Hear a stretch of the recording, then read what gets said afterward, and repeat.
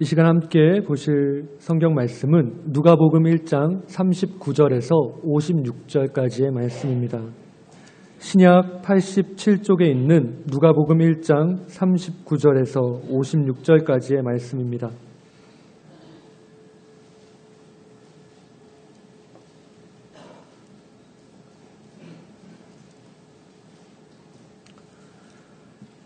누가복음 1장 39절에서 56절까지의 말씀 다 찾으신 줄 알고 제가 한 절 읽고 여러분 한 절 읽고 이렇게 교독해서 읽도록 하시겠습니다. 제가 먼저 읽겠습니다. 이때 마리아가 일어나 빨리 산골로 가서 유대 한 동네에 이르러 엘리사벳이 마리아가 문안함을 들으매 아이가 복중에서 뛰노는지라. 엘리사벳이 성령의 충만함을 받아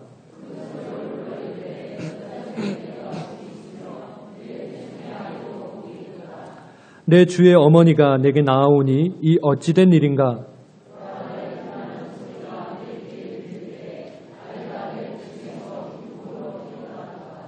주께서 하신 말씀이 반드시 이루어지리라고 믿은 그 여자에게 복이 있도다. 내 마음이 하나님 내 구주를 기뻐하였음은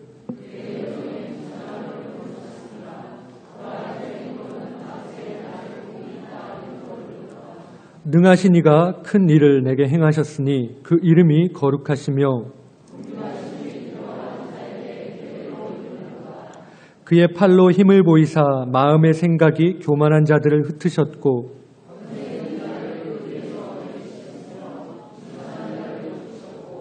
줄이는 자를 좋은 것으로 배불리셨으며 부자는 빈손으로 보내셨도다.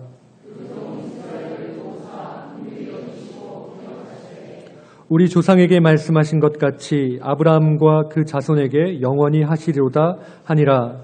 마리아가 석 달쯤 함께 있다가 집으로 돌아가니라. 아멘.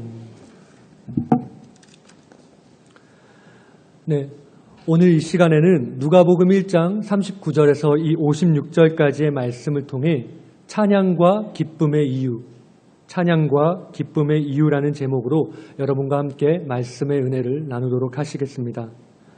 오늘 저와 여러분이 함께 읽으신 이 본문은 천사로부터 처녀에게 아기를 잉태하게 될 것이고 그 아기는 지극히 높으신 하나님의 아들이라는 말을 들은 마리아가 천사가 말해준 대로 자기의 집을 떠나 엘리사벳의 집을 찾아가 그녀를 만나는 장면을 보여주고 있습니다. 이 시간 본문 39절을 한번 보시겠습니다. 이때 마리아가 일어나 빨리 산골로 가서 유대 한 동네에 이르러. 여기서 마리아가 살던 나사렛은 북쪽 갈릴리 땅이었고 그리고 엘리사벳이 사는 동네는 유다 산지로서부터 이 남쪽에 위치한 곳이었습니다. 그곳은 마리아가 살고 있는 나사렛과는 무려 100km나 떨어진 곳이었습니다. 이 거리를 오늘날 한국의 지도에서 살펴보면 서울에서부터 천안까지의 거리와 비슷한 거리입니다. 임신 중인 여인에게 당시 자동차나 기차 같은 수단이 없었던 이 교통수단이 없었던 100km의 거리는 결코 쉬운 거리가 아니었습니다. 그런데 자신으로부터 그토록 멀리 떨어져 있는 곳에 살고 있는 엘리사벳에게 임신 중인 마리아는 빨리 그곳을 향해 갔다는 것입니다. 여기서 빨리라는 말은 헬라어 원어에서 찾아보면 성급히, 신속히, 열심히, 그리고 부지런하게 열정으로라는 의미를 같이 가지고 있습니다. 그래서 마리아가 빨리 산골로 갔다는 오늘 39절의 말씀을 볼 때 마리아의 마음이 엘리사벳 만나기를 얼마나 간절하게 원했는지를 저희들은 알 수 있습니다. 여러분, 그런데 무엇 때문에 그토록 마리아의 마음이 성급히 그리고 간절히 그리고 열심히 그곳에 가기를 원했을까요? 마리아의 성격이 급해서 그렇게 빨리 가기를 원했을까요?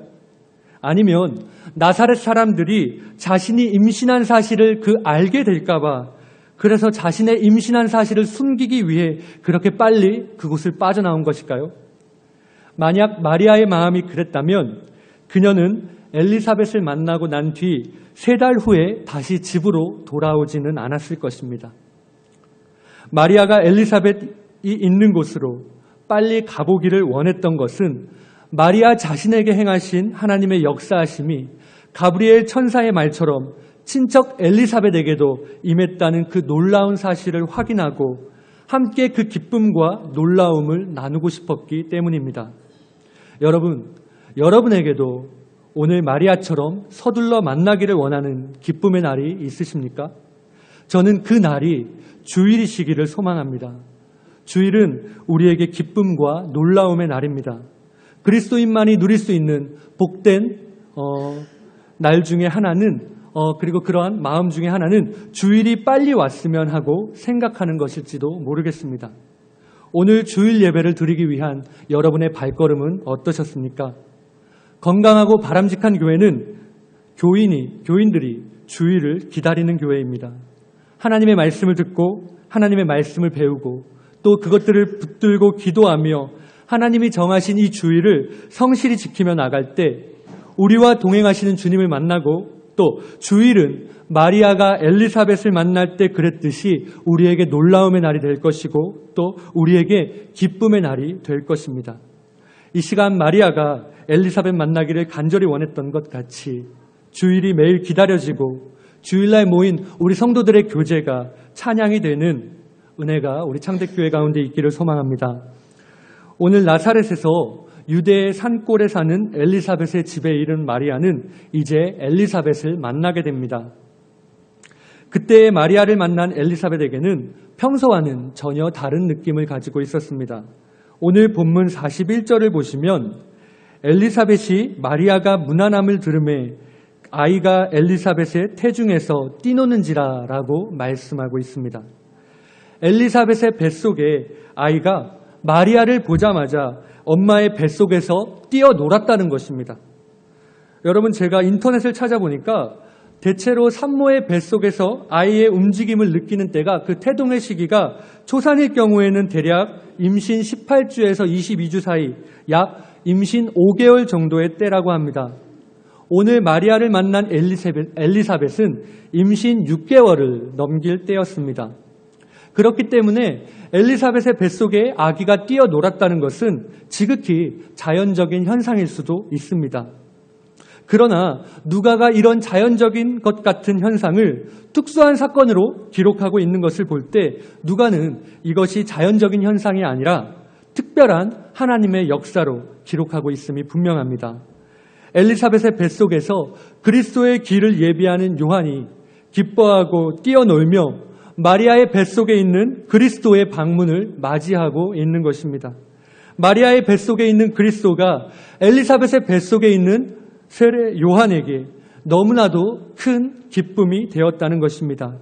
그리고 그 뱃속에 아이 요한에게 역사하신 그 성령의 감동하심이 그의 어머니인 엘리사벳에게도 역사하여 그녀의 마음에 놀라움과 감사 그리고 또 기쁨이 가득 차게 해주신 것입니다. 무엇이 이들에게 이토록 큰 기쁨과 감동을 주었습니까? 바로 예수 그리스도이십니다. 사랑하는 여러분, 예수 그리스도는 우리의 기쁨이 되십니다. 예수님이 우리의 삶에 찾아왔을 때 우리 가운데 임하는 가장 큰 특징을 누가는 기쁨이라고 말합니다. 이처럼 예수님을 만나고 예수님을 경험한 사람들에게 나오는 특징은 기쁨이 터져 나온다는 것입니다. 여러분에게도 예수 그리스도로 인한 기쁨이 있으십니까?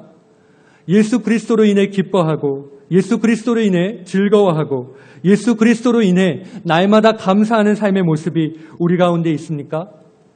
오늘 마리아는 이처럼 특별하신 하나님의 은혜에 감사하고 또 그 기쁨을 주체하지 못해 하나님의 은혜를 찬양하며 그 기쁨을 주체하지 못해 하나님을 향한 찬양의 노래를 부르고 있습니다. 그것이 바로 오늘 누가복음 1장 46절에서 56절에 나오는 마리아의 찬가인 것입니다. 이 찬가라는 말은 국어사전을 찾아보면 아름답게 여겨 칭송하는 뜻을 가진 노래라고 정의하고 있습니다. 마리아는 나사렛에서 무려 100km나 떨어져 있는 곳에 있는 엘리사벳을 찾아갔고 그곳에서 마리아는 하나님의 역사하심을 보았습니다. 엘리사벳 역시 마리아 속에 있는 주님을 보았고 그 주님을 잉태하고 있는 여인이 가장 복되다고 축복했습니다. 그리고 그것에 대한 응답이 바로 마리아의 찬가인 것입니다.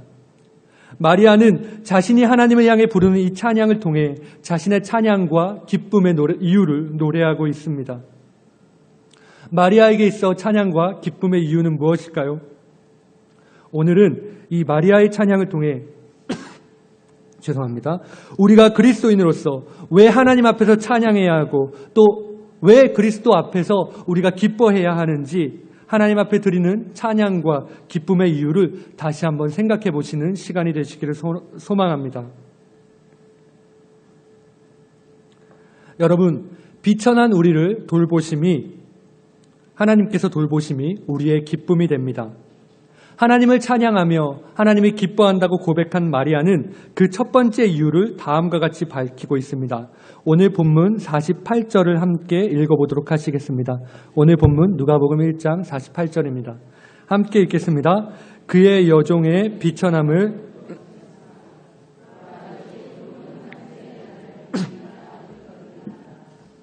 마리아는 자신이 찬양하는 이유를 하나님께서 자신의 비천함을 돌보아 주셨기 때문이라고 고백합니다. 마리아가 살던 시대는 이스라엘 백성들이 헬라 제국과 로마 제국의 연이은 압제를 당했었고 또 헤롯 대왕의 폭정이 판을 치던 그러한 시대였습니다. 그때의 백성들의 정신이 황폐해졌음은 말할 것도 없고 그 당시에는 먹을 것과 입을 것 등 모든 것들이 부족했었습니다.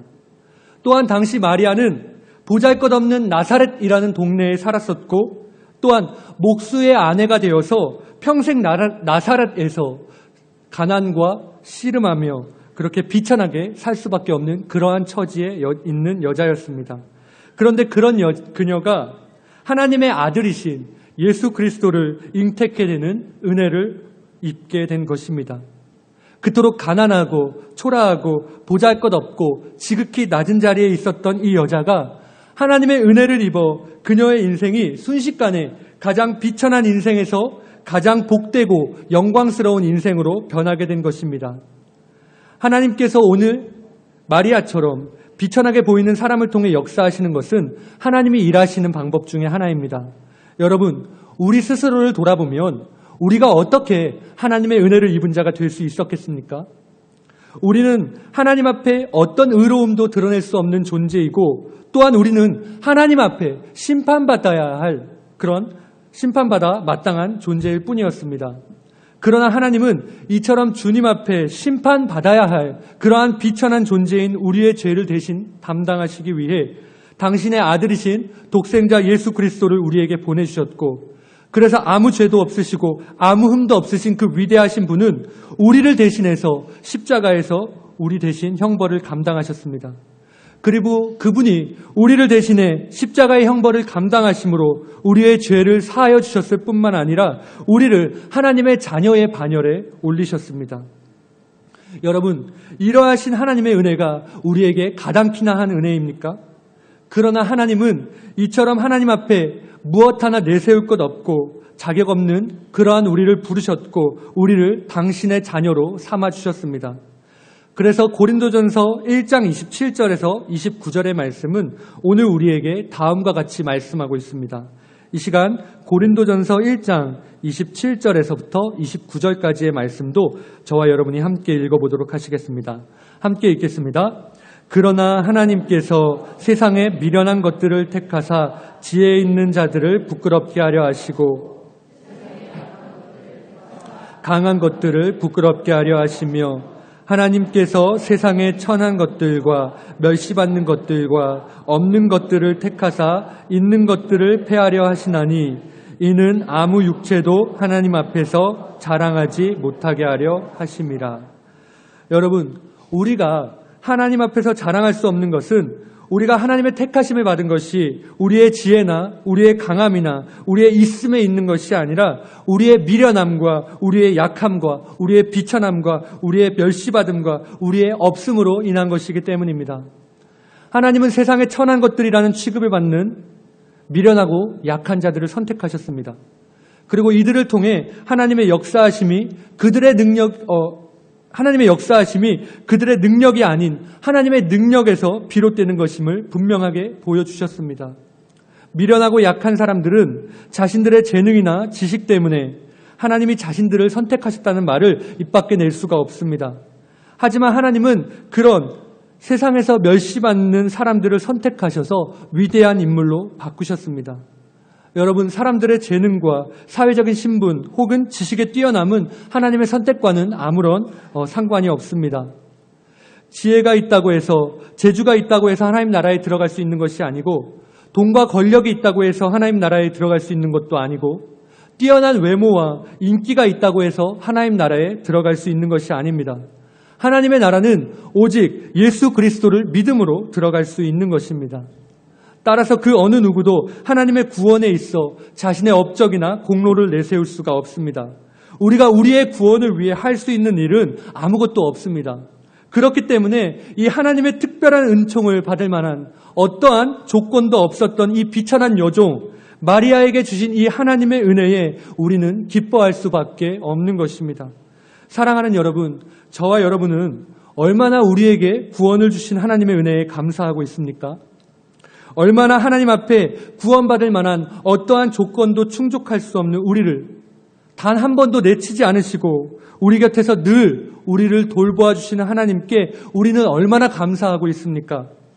이처럼 비천한 우리를 돌보아 주시는 이 하나님께, 이 하나님의 은혜에 우리는 찬양하고 감사해야 하겠습니다.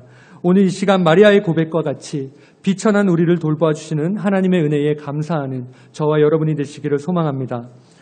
다음으로 하나님의 전능하심이 우리의 기쁨이 됩니다. 하나님을 찬양하고 하나님이 기뻐한다고 고백한 마리아는 그 두 번째 이유를 이렇게 밝히고 있습니다. 49절의 말씀입니다.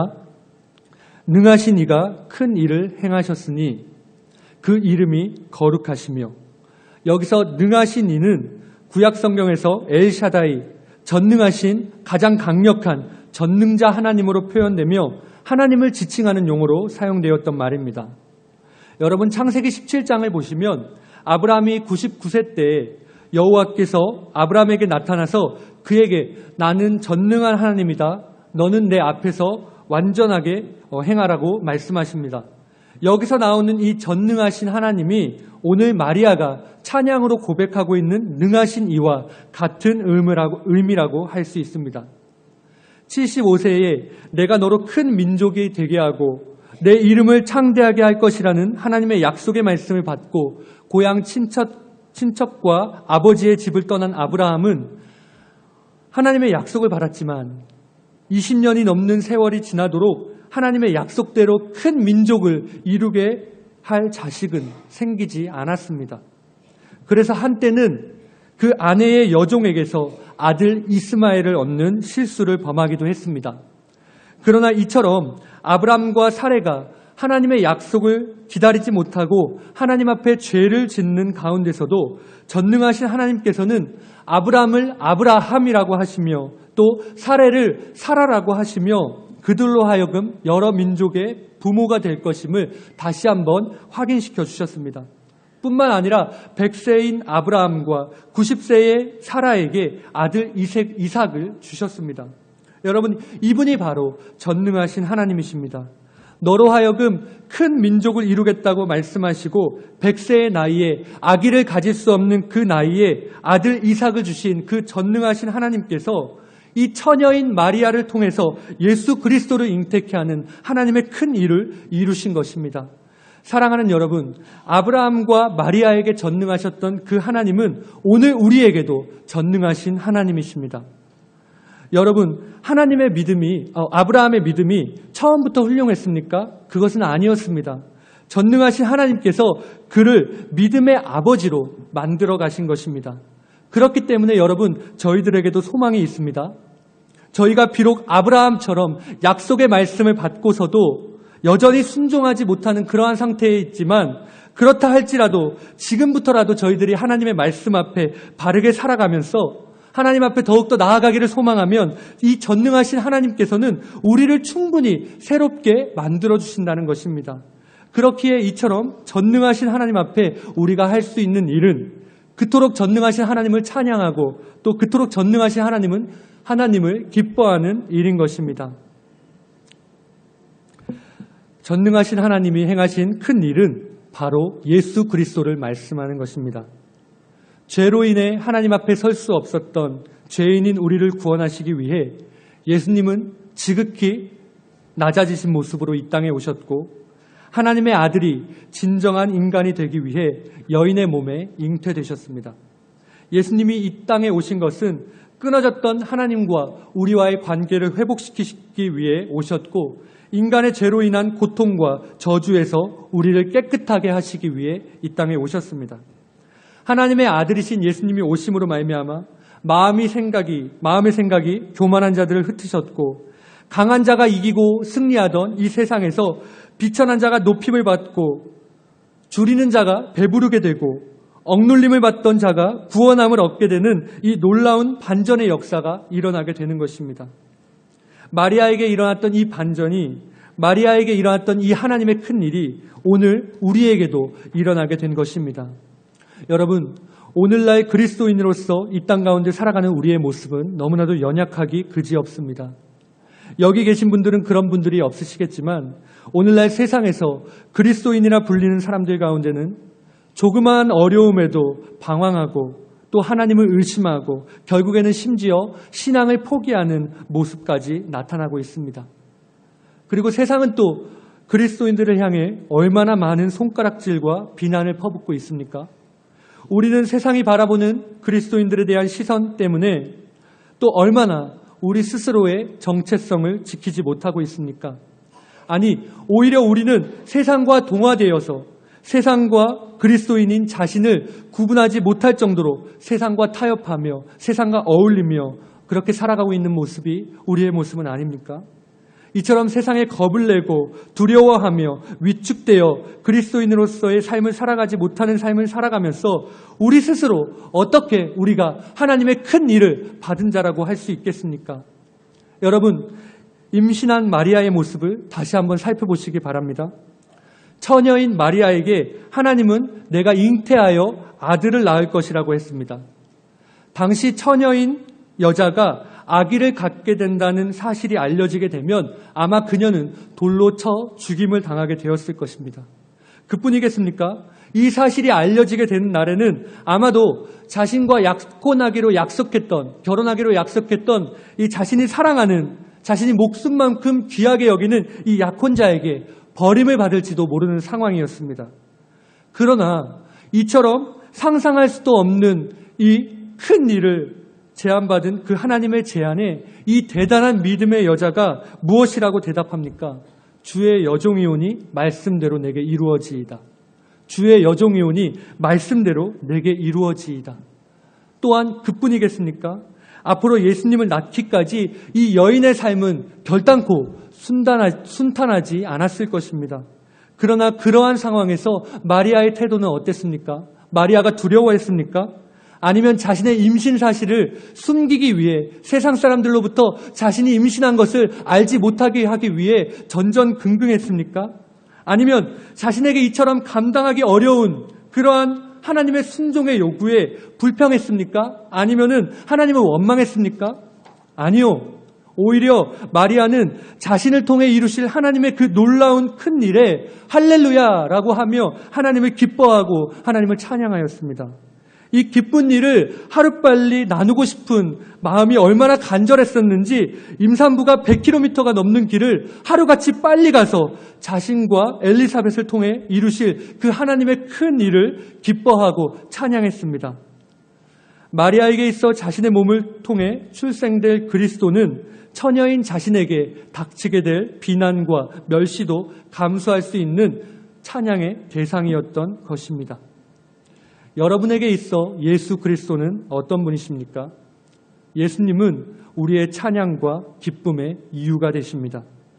하나님은 우리에게 예수 그리스도의 이름을 주셨고 그 이름을 믿는 자에게 허락하신 영원한 생명을 성령으로 인치시고 보증해 주셨습니다. 그러한 하나님께서 우리 가운데 친히 인간의 모습으로 오셨습니다. 그리고 그 예수님께서 생명으로 그리고 또한 소망으로 빛으로 구원으로 우리 가운데 그리고 여러분의 가정에, 그리고 또 우리의 교회에 임하셨습니다. 또한 우리에게 하나님 나라를 소망하게 하시고 또 하나님 나라를 바라보게 하시고, 어디 그뿐이겠습니까? 예수님을 구주로 모신 우리의 현실의 삶에서 하나님 나라가 임하게 하셨고 하나님의 그 나라를 누리게 하셨습니다. 여러분, 그러므로 우리는 하나님을 기뻐하고 찬양해야 합니다. 그러므로 기뻐하고 찬양할 수밖에 없습니다. 여러분의 찬양의 이유는 무엇입니까? 여러분의 기쁨의 이유는 무엇입니까? 이번 한 주간 여러분의 가정과 여러분의 삶 가운데 예수님으로 인한 찬양과 예수님으로 인한 기쁨이 넘치는 그러한 한 주가 되시기를 예수님의 이름으로 간절히 소망합니다. 기도하시겠습니다. 우리의 찬양과 우리의 기쁨이 되시는 하나님, 비천한 존재에 불과한 저희들을 사랑하여 주시고 주님의 자녀 삼아 주시니 그 은혜와 사랑을 너무나도 감사드립니다. 주님, 그러나 우리의 삶이 어려움과 또 우리의 삶의 문제로 인해 이 존귀하신 하나님의 은혜를 우리들이 잊고 살 때가 얼마나 많이 있습니까? 하나님을 기뻐하기보다는 세상을 기뻐하고 하나님을 찬양하기보다는 세상을 찬양하는 모습이 우리의 모습은 아니었습니까? 주님, 이처럼 하나님을 기뻐하지 못하고 하나님을 찬양하지 못한 우리의 죄를 용서하여 주시옵소서. 그리고 우리 가운데 마리아의 찬가와 같은 고백이 우리 삶의 고백이 되게 하시고 날마다 우리의 삶과 우리의 입술을 통하여 하나님의 찬양이 또 하나님을 기뻐하는 그 마음이 매일같이 흘러나올 수 있도록 도와주시옵소서. 늘 하나님을 기뻐하며 하나님을 찬양하는 저희들 될 수 있도록 도와주시옵소서. 감사드리며 우리의 찬양과 기쁨의 이유가 되시는 예수님의 이름으로 간절히 기도드립니다. 아멘.